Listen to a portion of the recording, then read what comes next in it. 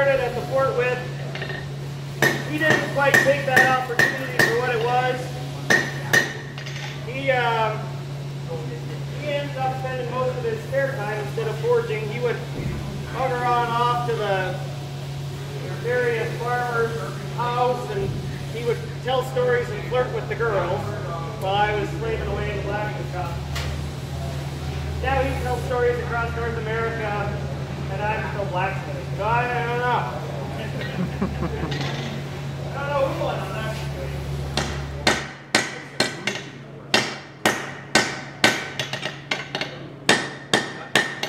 Get in here, I'll clean up these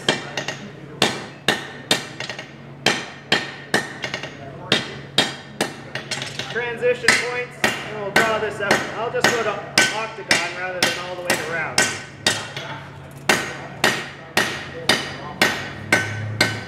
So one of the things I do a fair amount, and I don't know if you saw it, but when I'm hammering in here to get that nice transition, trying to get a nice smooth transition, I'll take a couple hits with a rounding hammer, because I've got, I don't know how many folks were here yesterday, but I've got an active hammer and I've got a latent hammer.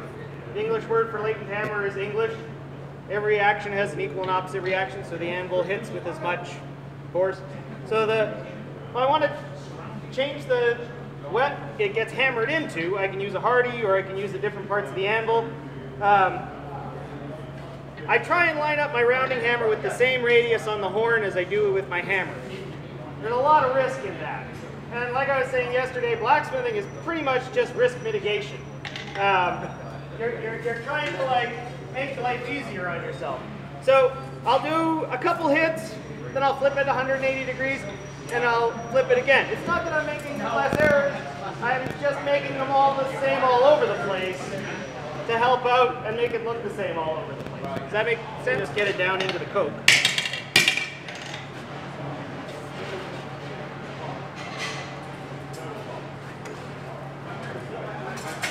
So what I did just there was a convenience bend. It's a bend and it's convenient, so I call it a convenience bend.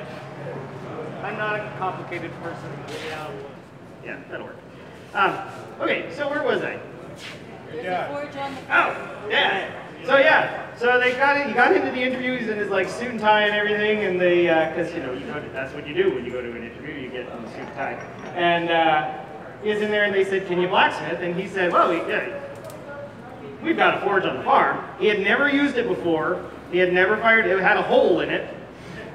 It was in no way, shape, or form usable, but to be exact, we did have a forge on the farm. So he was there. And they're like, "Oh, so you made things on the anvil?" He's like, "I have made thousands of things on the anvil. Most of them were squished wood ticks and straightened nails, but that was about it." And so he basically buffaloed his way through the whole interview.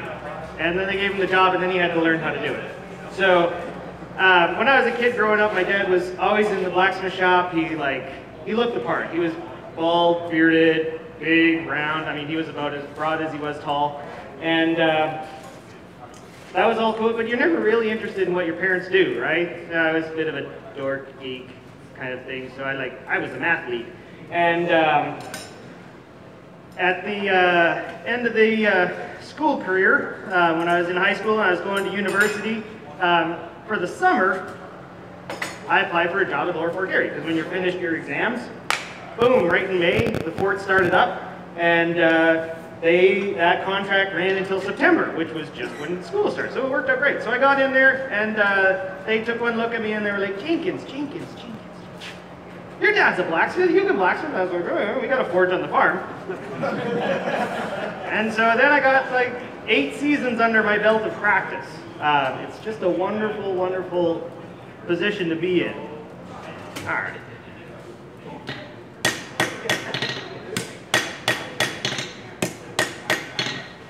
But there are many stories from Lower Fort Garry.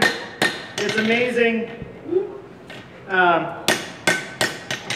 The questions you get asked, some of my favorites were, is that real sweat?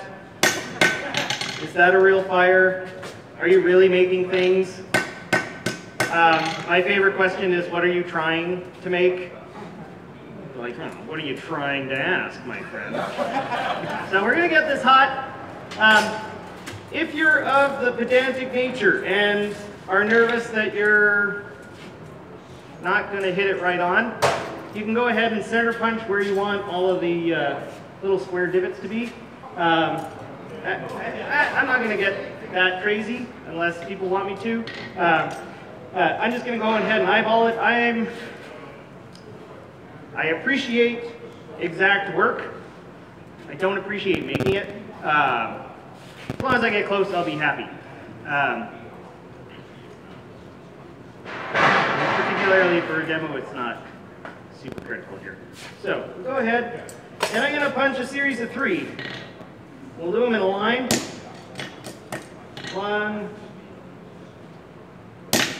2, oh, that was a little bit close, but we'll give ourselves some room.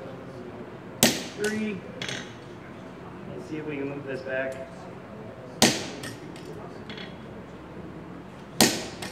So I'm not going to go all the way through. If you want, this also looks very lovely on a piece that's fully pierced. We first started doing this, there's for push plates for a door or any kind of flat plate that we needed for drawer handles or whatever would have you. It just makes a nice, simple, and fairly quick pattern if you've got the tools. I mean, most of the demo this morning has been making the punches in the butcher, or the punch in the butcher. So, you see I'm a little bit off center, but you guys will forgive me, right? Right? No? Sorry. Okay, Neil wants me to do it over again. I'll do it over again. All right.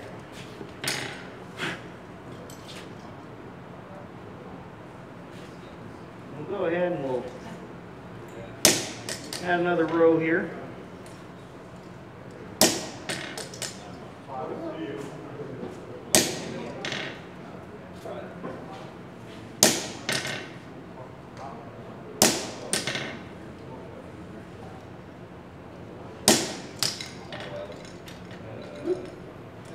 And one more here, one more row.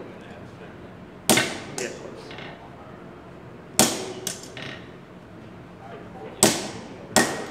Okay, straighten this out, and then we'll come in with the butcher. How many rows do you end up with? I ended up with 1, 2, 3, 4, 5, 6, 7. 7 by 3. 21 little punches. So one of the things that a farrier taught me, when driving a punch, he liked to use the round side, the round face of the hammer. And the reason for that is risk mitigation. See, that thing just keeps popping up again. So what do I mean by that risk mitigation?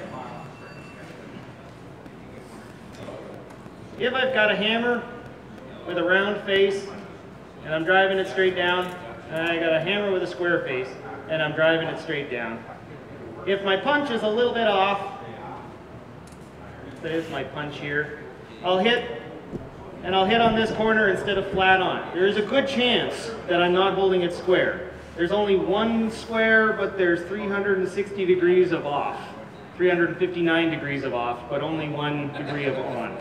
So if I'm doing the same situation and I come down with the round hammer, so my hammer face, if it's flat, is going to only contact here and impart a situation. If I'm twisted and I come in with the round hammer, it's going to still impact, but only in one place. So the chances are better, they're not perfect, but they're better that it's not going to twist in my hand and not going to go fly off into the crowd, if that makes sense. All right, so let's put these butchers in. I'm going to give this a quick brush so I can see what's going on here. When you give it a quick brush, a lot of the scale will fall down into the little blarks. I'll put that in, and I'll flip it around into the little dents, sorry, and make it a little bit darker. So this is a little bit fat for the size of square punch I made. But we're getting the idea. And because I'm using the same side to butcher each time, I just spin the metal. And by spinning the metal, it helps reduce the amount of risk and Risk mitigation. All right. I use 3 or 4 different, or 2 or 3 senses when I'm trying to line up a punch. I'll do a short little nick or a chisel mark. That way I can slide the chisel across. I can feel, I can hear, and I can see where that chisel needs to be. And if I can use more than one sense, I've never used taste. Dad does say when they're hot they taste like cherries, but I never believe them. Don't use taste, but you can use those aids to help you and reduce the amount of wrongness. Once again, that risk mitigation. All right, so we'll come in and finish up these patterns. So left, right, so I put my hammer down, I slide it so that I can feel where it taps. And because it's so small here, I don't actually get to rock it down much before I go all the way across. So I apologize for that. We can actually almost do it in one blow here. Oh, this is a good one here. This one's good pack. There we go. Yeah! Put the whole thing in there. So.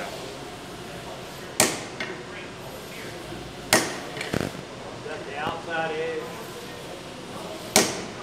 So the straight set edge is right up against the holes, and the angled part is what allows that weave to come back up and over. Let's do a couple more here just to finish this up.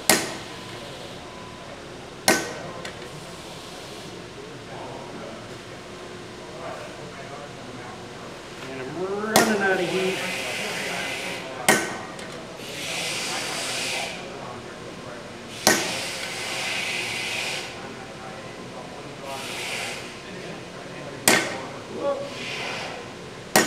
There we go. Okay, so we'll leave the last ones just open. We'll straighten this out. What's the difference between a man who jumps off a 10-story building and a man who jumps off the 2nd floor? The man who jumps off a 10-story building goes, ah! The man who jumps off the 2nd floor goes, ah! It's a subtle difference, but it's very important. Come on, that's my best grade 2 joke, guys. Don't make me go to grade 3, because they just start getting dirty and gross.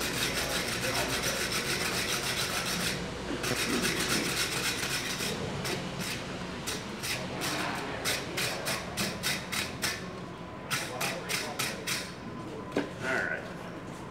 Flatten this out.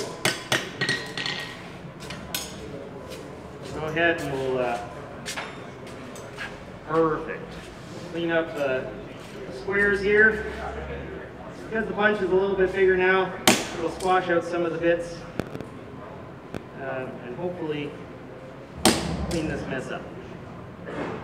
So I'm only going to go with the first 2 or 3 rows here with the new punch just so that you can see the progression. Like I said, I'm not, let's do 3 rows. I'm not aiming for perfection here. What I'm aiming for is education. So this is to help you guys learn. I'm not doing it for my, well, I'm doing it for my sake because you all asked me to be here, but you can spend a lot of time getting these things right. But that's not the goal for today. Punch that off and pass it around.